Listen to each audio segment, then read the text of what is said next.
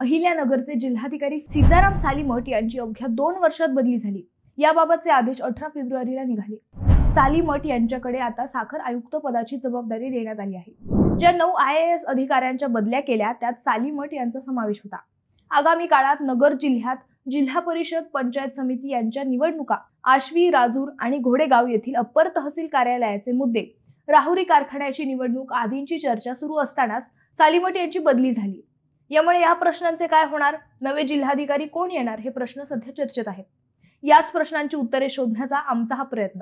नमस्कार, मी अद्वैता आणि आपण पाहत आहात अहिल्यानगर लाईव्ह 24। नगरी राजकारणाचं परफेक्ट अनालिसिस। पुण्यात साखर आयुक्त पदावर बदली झालेले जिल्हाधिकारी सीताराम सालीमठ यांनी सोमवारी आपल्या पदाचा पदभार अतिरिक्त जिल्हाधिकारी बाळासाहेब कोळेकर यांच्याकडे सोपवला। यावेळी जिल्ह्यातील सर्व प्रमुख शासकीय अधिकारी यांच्या उपस्थितीत सालीमठ यांचा निरोप समारंभ पार पडला। दरम्यान नगरचे नवे जिल्हाधिकारी कोण, याकडे सर्वांच्या नजरा लागल्या आहेत। 2 वर्षापूर्वी जिल्हाधिकारी पदाची सूत्रे सालीमठ यांनी घेतली होती। 14 फेब्रुवारीला त्यांनी 2 वर्षाचा कार्यकाळ पूर्ण केला होता।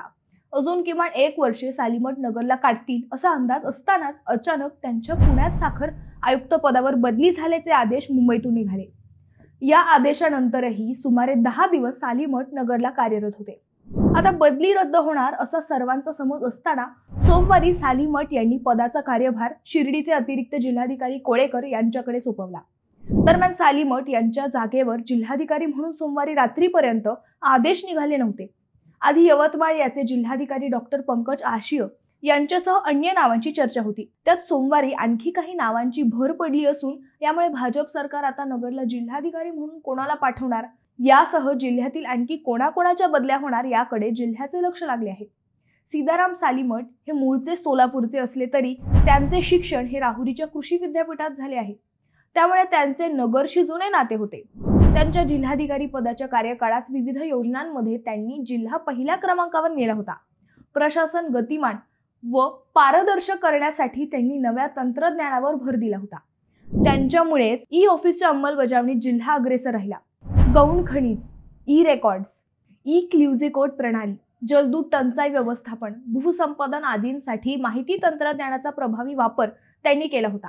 शासकीय यंत्रणेला जनतेच्या दारात नेण्याचा महत्त्वाकांक्षी उपक्रम त्यांच्या नेतृत्वात जिल्ह्यात यशस्वी झाला। सालीमठ यांची बदली तर झाली, मात्र जिल्ह्यात अनेक महत्त्वाचे प्रश्न शिल्लक आहेत।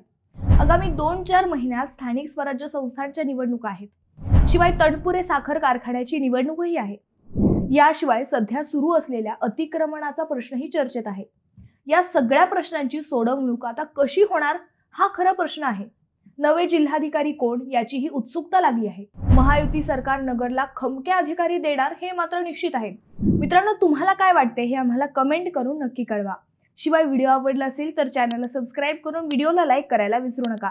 पुन्हा भेटू नव्या विषयासह, तोपर्यंत धन्यवाद।